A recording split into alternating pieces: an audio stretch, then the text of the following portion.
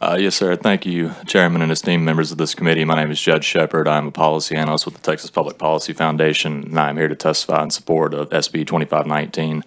Now, despite what you may hear today, this bill is not about one particular situation. However, the idea is at its center about something more, such as maintaining the rule of law and ensuring that governments deliver on what they promise to voters.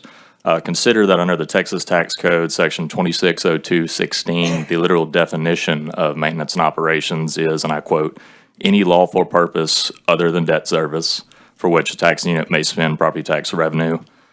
Despite this statutory requirement, we find ourselves in an environment where some political subdivisions are using exotic financing methods to funnel M&O tax revenue to local government corporations for debt services, kind of on an indefinite basis.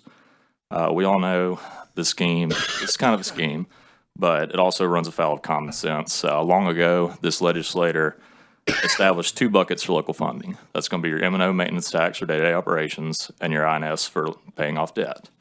To cross those streams kind of defeats the whole purpose of this bifurcation of these funding methods. In addition to these tax rate concerns, there's also a problem of governments not following through on what they promise to voters.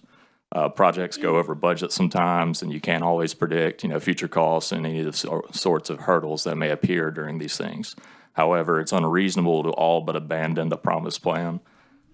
There has to be a limit on how much things change. If you promise voters a steak dinner and you end up giving them a can of tuna, Texans deserve a right to address that.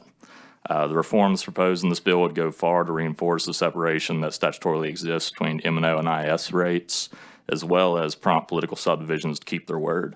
And for that reason, or for those reasons, I hope that you all support this bill, and I thank you all for the time and look forward to questions.